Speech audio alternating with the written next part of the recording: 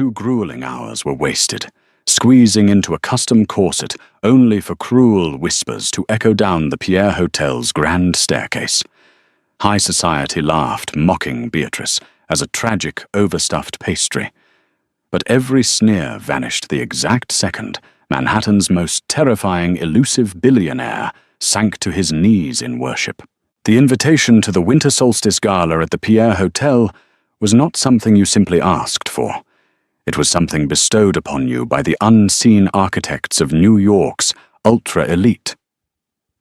For Beatrix Sinclair, a 26-year-old archivist specializing in 17th-century European folklore at the Manhattan Historical Institute, the heavy gold-leafed card had arrived not as a reward, but as a professional obligation. Her institute was exhibiting a newly acquired collection of antique jewelry, and the board needed a knowledgeable custodian on site. Standing before the full-length mirror in her tiny queen's apartment, Beatrix nervously smoothed the heavy emerald green silk of her gown. It was a vintage piece she had painstakingly altered herself, the fabric pooling beautifully around her curves. She was a plus-sized woman in a world that aggressively demanded sharp edges and hollow collarbones. Her body was soft, generous, and undeniably plump. She knew her worth lay in her brilliant mind, in her ability to translate dead languages and date Renaissance artifacts by touch. But tonight, she felt terrifyingly exposed. The Pierre Hotel ballroom was a masterclass in opulent intimidation. Thousands of Swarovski crystals dripped from the chandeliers, casting fractured rainbows across the marble floors. The air was thick with the scent of Baccarat Rouge, 540 expensive champagne, and something else, something metallic and sharp like copper and ozone lingering just beneath the perfume. Beatrix hovered near a velvet-roped display case, holding the infamous Caterina Blood ruby, nursing a glass of sparkling water. She felt the heavy gaze of the room pressing against her. I didn't realize the Institute was employing the cast of a baker's reality show, Ashton. Did she eat the other historians? The voice was a perfectly modulated, icy drawl. Beatrix froze. Standing a few feet away was Cecilia Davenport, a terrifyingly beautiful heiress, draped in a silver Oscar de la Renta gown that clung to her impossibly thin frame. Beside her stood Ashton Pierce. Ashton was a junior partner at a prestigious corporate law firm, and someone Beatrix had been quietly dating for 3 weeks. Or at least she thought they were dating. They had spent hours in obscure coffee shops discussing history and art. He had smiled at her, held her hand, and told her she was profoundly unique. When he found out she was attending the gala, he had promised to meet her by the displays, promising to dance with her. Now Ashton looked at Beatrix, then back at Cecilia, a flush of embarrassment creeping up his neck. Instead of defending her, he let out a nervous, breathless laugh. "She's just the hired help for the artifacts, Cecilia." Ashton muttered, deliberately avoiding Beatrix's stricken eyes. I think they just needed someone with enough gravity to keep the display cases from tipping over. A chorus of cruel, muffled giggles erupted from the surrounding circle of socialites. Beatrix's heart plummeted into her stomach, shattering like cheap glass. The betrayal was a physical blow, stealing the air from her lungs. She looked at Ashton, hoping to see a flash of regret, but he was too busy trying to assimilate into Cecilia's orbit of generational wealth and cruelty. Honestly, Cecilia continued, taking a sip of her champagne, her voice carrying over the string quartet, playing softly in the corner. It's a tragedy what some people try to squeeze themselves into. Green silk. She looks like an overstuffed velvet sofa. Someone should call an upholsterer before a seam bursts. The laughter grew louder, no longer muffled. Eyes turned toward Beatrix. The sharp, predatory stares of New York's elite pinned her in place. They were wolves impeccably dressed and starving for a victim to tear apart for the evening's entertainment. Tears prickled hot and fast in the corners of Beatrix's eyes. The emerald gown, which had made her feel beautiful an hour ago, now felt like a neon sign, broadcasting her vulnerability.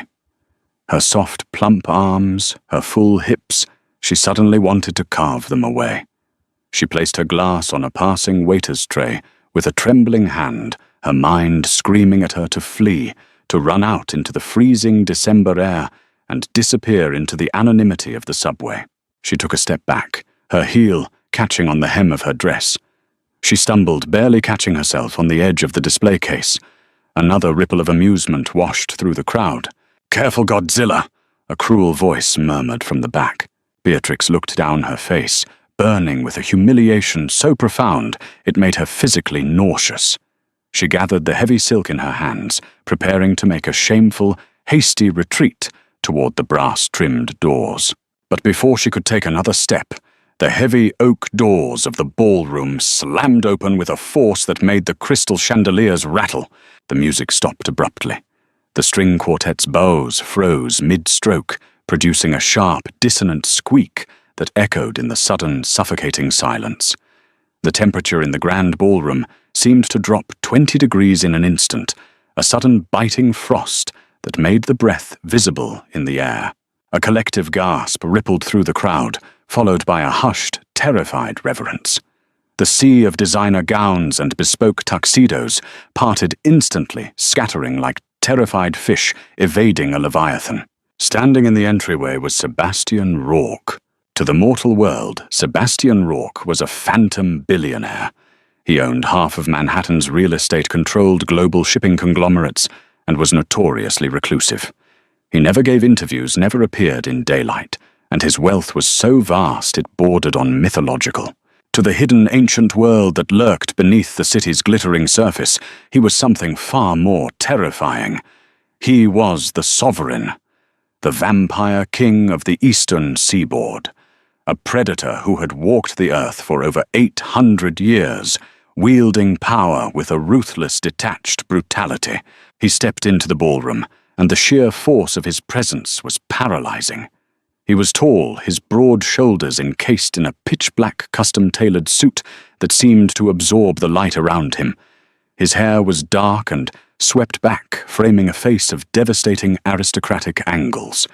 But it was his eyes that commanded the room, a mesmerizing, dangerous shade of deep crimson that currently blazed with barely suppressed violence. Cecilia Davenport instantly straightened her cruel smirk, transforming into an eager, desperate smile. She smoothed her silver gown and took a step forward, angling her impossibly thin body to catch his eye. This was the ultimate prize. To be noticed by Sebastian Rourke was to be elevated to absolute royalty. "Mr. Rourke," Cecilia purred, her voice dripping with practiced seduction. "We are so honored you could join us." Sebastian didn't even look at her. He didn't blink. He walked right past her, his long strides eating up the distance across the marble floor. He moved with a liquid, predatory grace that made the hairs on the back of Beatrix's neck stand up. He was walking straight toward the artifact display, straight toward Beatrix. The crowd watched in stunned silence. Ashton Pierce took a hasty step back, his face draining of color as the towering billionaire approached. Beatrix froze, her tear-filled eyes wide with confusion. She stood there feeling like a ruined, unkempt mess in her green dress, her chest heaving as she tried to control her breathing. Why was he coming here? Was she standing too close to the artifacts? Did he own the hotel? Was she about to be thrown out for causing a scene? Sebastian stopped inches away from her. Up close, he was beautiful in a way that defied human comprehension. His skin was pale and flawless, resembling polished marble, and he smelled of aged cedar winter wind and ancient power. He looked down at her. His crimson eyes swept over her tear-streaked face, taking in her trembling lip, the flush of shame on her cheeks, and the soft, full curves of her body wrapped in the emerald silk. For a terrifying second, Beatrix thought he was going to laugh, too. Instead, a low, dangerous rumble echoed in his chest, a sound so deep it vibrated against Beatrix's ribs. It was a growl, a territorial, furious sound that made Ashton and the surrounding socialites flinch violently. Slowly, deliberately, Sebastian Rourke, the most powerful and feared entity on the continent, lowered himself. He went down on one knee onto the hard marble floor, ruining the crease of his immaculate trousers. The silence in the room was absolute. Someone dropped a champagne flute, and the shattering glass sounded like an explosion. Sebastian reached out with a large, pale hand, his long, elegant fingers gently taking Beatrix's trembling, plump hand. His skin was shockingly cold, like ice drawn from a deep river. But the moment he touched her, a strange electric warmth shot up her arm, settling deep in her chest and erasing the chill of her humiliation. He bowed his dark head and pressed his impossibly soft lips to the back of her hand. The kiss lingered, deeply respectful and intensely possessive. When he lifted his head, he didn't rise. He stayed kneeling, looking up at her with an expression of such profound reverence that Beatrix felt her knees go weak. My apologies for my delay. Mea lute my light. Sebastian said, his voice a rich, dark velvet that carried effortlessly across the silent ballroom. Traffic on the bridge was insufferable, but I see I have arrived just in time. He slowly stood up to his full, intimidating height, dwarfing her, yet somehow making her feel completely shielded. He didn't release her hand. Instead, he pulled her slightly closer to his side, turning his terrifying gaze toward the pale, trembling crowd. His crimson eyes locked dead onto Ashton Pierce and Cecilia Davenport. The temperature dropped again. Frost began to literally crystallize on the edges of the champagne flutes on nearby tables. I was under the impression, Sebastian said, his voice deathly quiet, but echoing like a gunshot, that this gala was an assembly of New York's elite, cultured, refined. Yet I walk in to find a pack of mangy, ill-bred curs barking at my queen. Cecilia let out a choked gasp, taking a panicked step backward. Mr. Rourke, we didn't know we were just... Silence. The word wasn't shouted. It was commanded with a supernatural force that made Cecilia's jaw snap shut so hard, Beatrix heard her teeth click. Sebastian's gaze drifted to Ashton, who was practically shaking out of his custom suit. You, Sebastian murmured, his eyes narrowing into crimson slits. You spoke of her weight. You mocked the very flesh that I find utterly intoxicating. You dared to belittle the woman whose intellect and beauty outshines every hollow, vapid soul in this room combined. Ashton opened his mouth, but only a pathetic, strangled sound came out. Sebastian turned his attention back to Beatrix. The violent, predatory anger in his face melted away the instant he looked at her, replaced by a tenderness that made Beatrix's breath hitch. He reached up his cold thumb, gently wiping a stray tear from her cheek. You are a vision in green, Beatrix, he whispered loud enough for only her and those closest to hear. Every curve, every inch of you is a masterpiece they lack the sophistication to understand. You are perfect. Beatrix stared at him, her mind short-circuiting. He knew her name. How did he know her name? Who are you? She breathed, clutching his cold hand like a lifeline. Sebastian smiled, a devastating, sharp expression that revealed just a hint of elongated canines. I am the one who has spent the last century looking for you, he replied simply.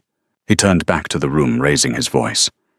If anyone in this city, in this world, looks at her with anything less than absolute worship, I will personally see to it that their family name is erased from history. Are we clear? A desperate, terrified murmur of agreement swept through the crowd. Ashton was staring at the floor, sweating profusely. Cecilia looked as though she might faint. The cruel society that had sought to destroy Beatrix just 10 minutes ago was now bowing under the weight of the Vampire King's wrath. Good, Sebastian declared. He looked down at Beatrix, his arm sliding possessively around her waist. This air has become foul with the stench of mediocrity. Let us leave, my queen." Before Beatrix could protest, or even process the impossibility of the situation, Sebastian Rourke was guiding her toward the exit. The crowd parted like the Red Sea, averting their eyes in terror and respect. As they stepped out into the biting December wind of Fifth Avenue, a sleek, armored black Rolls-Royce Phantom was already waiting at the curb. The chauffeur, a towering man with equally pale skin, opened the door instantly. Sebastian helped her inside, climbing in beside her. As the heavy door shut, sealing them in opulent, soundproofed darkness, Beatrix finally found her voice. "What is happening?" she demanded, her historian's mind desperately trying to categorize the impossible. "You called me your queen.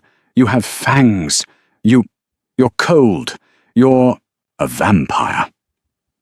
Sebastian finished for her completely unbothered, pouring a glass of dark red liquid from a crystal decanter. "Yes, the king of them, to be precise. And you, Beatrix Sinclair, possess the reincarnated soul of the woman who created my bloodline 800 years ago. And unfortunately for both of us, by publicly claiming you tonight, I have just painted a massive target on your back." He handed her the glass, his eyes glowing in the dim light of the car. "Drink. You're going to need your strength. The real monsters aren't the socialites we left behind, and they are already hunting you."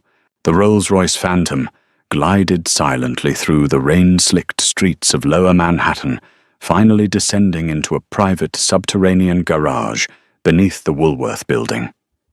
Beatrix's mind was a chaotic whirlwind of academia and absolute panic. She was a historian. She dealt in cold, hard facts, carbon dating, and primary sources. She did not deal with immortal beings sipping blood from baccarat crystal in the back of a luxury vehicle. "You're insane," Beatrix stated, clutching the leather armrest. Her breathing was shallow. "I'm an archivist. I did my postgraduate fellowship at the Morgan Library and Museum. I spend my weekends eating bagels in Queens and translating 17th century French municipal records. I didn't create a bloodline." Sebastian pressed a hidden button on the console, and the car partition lowered. In 1412, a woman named Genevieve of the House of Valois was burned at the stake in Rouen. He said softly, his crimson eyes locking onto hers. She wasn't a witch, but she was a scholar of alchemy. She was also my wife. When the Inquisitors set the pyre ablaze, she used the last of her life force to bind my soul to the earth, giving me the strength to survive the flames.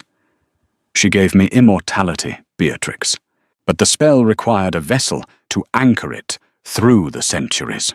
The Phantom eased to a halt.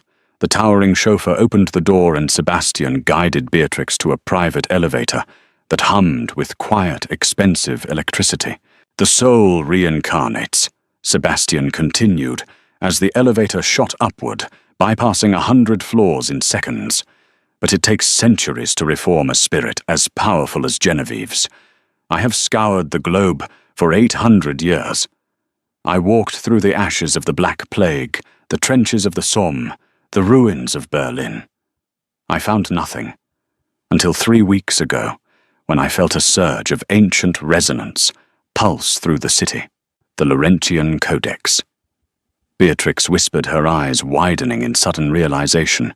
The elevator doors chimed and opened into a sprawling multi-level penthouse that looked like a cross between a medieval fortress and a modern museum. "The Institute acquired it 3 weeks ago. I was the first one to unseal the binding." "Exactly," Sebastian said, helping her out of her heavy emerald coat. "The moment your bare hands touched that text, the dormant magic in your blood awakened. It sent a beacon across the eastern seaboard. Unfortunately, I wasn't the only one who felt it." He led her to a massive leather sofa facing floor-to-ceiling windows overlooking the glittering Manhattan skyline. In the Renaissance, Beatrix, a woman of your soft, generous stature, was celebrated as the ultimate symbol of prosperity, life, and power. Your body is quite literally a vessel built to contain an immense ancient energy. The hollow-starved socialites of this era could never withstand the gravity of your soul. But my rivals, they know what you are, rivals. Beatrix asked, her heart hammering against her ribs. Victor Sebastian spat the name as if it were poison. A defector from my court. If he consumes your blood, he absorbs the anchor of my immortality. He becomes unkillable, and I will turn to dust. Before Beatrix could process the horrifying weight of his words, the penthouse shuddered violently. The sound of shattering reinforced glass echoed from the lower levels. The alarm system shrieked a high-pitched mechanical wail before being abruptly silenced. The heavy mahogany doors at the far end of the library splintered inward, groaning under an unnatural force. Sebastian's demeanor changed instantly. The cultured billionaire vanished, replaced by the apex predator. His fangs fully descended his eyes, flaring like dying stars. "Stay behind the desk," he ordered, his voice echoing with a terrifying layered resonance. "Do not move." 3 figures stepped through the ruined doorway. They wore modern tactical gear, but their movements were disjointed, impossibly fast. At their center stood Victor, a tall, gaunt man with a jagged scar bisecting his pale face, and eyes the color of old bruises. "Sebastian," Victor hissed, wiping a drop of blood from his chin. "You always did prefer the high ground, but you've grown soft playing corporate overlord. And I see you finally found our little battery." Victor's hollow eyes locked onto Beatrix. He licked his lips. "Such a plush, ripe little thing. I'm going to savor every drop." With a roar that shook the ancient tomes on the shelves, Sebastian launched himself across the room. The collision between the 2 vampires sounded like 2 freight trains smashing together. The shockwave shattered the remaining floor-to-ceiling windows, letting the freezing winter wind howl into the penthouse. Beatrix huddled behind the massive oak desk, terrified. The room erupted into a blur of supernatural violence. Sebastian tore through the 2 tactical assassins with brutal, sickening efficiency, but Victor was armed. He pulled a silver alloy dagger, inscribed with runic acid, from his belt and drove it into Sebastian's shoulder. Sebastian roared in agony, stumbling backward. The silver sizzled against his flesh, releasing a cloud of acrid black smoke. Victor laughed, pressing the advantage, kicking Sebastian to the ground, and raising the dagger for a lethal strike to the heart. Beatrix's breath caught. He's going to die. Her historian's mind, trained to observe, categorize, and solve, suddenly snapped into hyperfocus. She looked wildly around the room. Her eyes landed on the sprawling Persian rug beneath the combatants, the specific placement of the bronze braziers, and the salt lines etched subtly into the marble floorboards. Sacred geometry. It wasn't just a penthouse. It was an active, oversized containment seal. Sebastian had built his home inside a massive ward, but it required a grounding element to activate. It required the creator, the anchor, Beatrix muttered. She didn't think. She moved. Gathering the heavy emerald silk of her gown, Beatrix bolted from behind the desk. She didn't have weapons or supernatural speed, but she had the weight of her intellect and the blood of an alchemist in her veins. She threw herself toward the central brazier, a heavy wrought-iron pedestal, positioned precisely at the room's meridian axis. "Beatrix, no," Sebastian choked out, struggling under Victor's grip. Victor turned an arrogant sneer, twisting his face. "What is the little pastry going to do? Hit me with a book." Beatrix ignored him. She grabbed a silver letter opener from a side table, pressed the sharp edge to her palm, and sliced. She hissed at the sharp sting, then slammed her bleeding hand directly onto the intricate brass rune work of the central brazier. "I am the anchor," Beatrix shouted, her voice ringing with a sudden strange authority that didn't sound entirely like her own. The moment her blood touched the metal, the entire penthouse erupted in blinding cerulean light. The geometric lines etched into the floor ignited with a crackling electric hum. The ward was designed to repel anything that didn't share the creator's bloodline. Victor screamed as the ambient magic slammed into him like a physical wall. The silver dagger flew from his grasp as his flesh began to blister and burn under the intense, purifying light of the containment seal. He staggered backward, clutching his face, his supernatural speed negated by the heavy, suffocating weight of the ancient spell. Freed from the silver's paralyzing grip, Sebastian surged upward. He didn't hesitate. With a feral snarl, he grabbed Victor by the throat, lifting the gaunt vampire completely off the floor. "You dare touch my queen!" Sebastian whispered, his voice vibrating with absolute doom. With a sickening crack, he snapped Victor's neck and hurled the lifeless, dusting body through the shattered window, letting the wind carry the ashes over the dark city. Silence fell over the penthouse, broken only by the howling wind and the crackling of the activated wards. Beatrix sank to the floor, her energy suddenly drained. Her hand throbbed, and the adrenaline was rapidly bleeding out of her system. She felt soft, heavy, and exhausted. Sebastian was at her side in an instant. The monstrous predator vanished, replaced once again by the devoted king. He carefully took her bleeding hand, pressing a silk handkerchief to the wound. "You saved my life," he murmured, his crimson eyes wide with awe. "You figured out the Meridian ward in seconds. You are magnificent. I guess the Institute hired me for a reason." Beatrix managed a weak, breathless laugh, looking down at her torn dress and ruined appearance. "I'm a mess. I look terrible." Sebastian gently tilted her chin up, forcing her to look at him. His expression was fiercely tender. "Listen to me," he said, his thumb stroking her soft cheek. "Do not let the shallow cruelty of lesser minds dictate your worth. You are not a tragedy, Beatrix. You are a triumph. Your mind is a weapon. Your soul is a fortress. And your body—" His gaze dropped to her curves, his eyes darkening with a deep, consuming reverence. "Your body is the sacred vessel that holds the universe together. You are the most beautiful creature I have ever seen in 8 centuries. Beatrix looked into his eyes, searching for a lie, for pity, or for a hidden joke.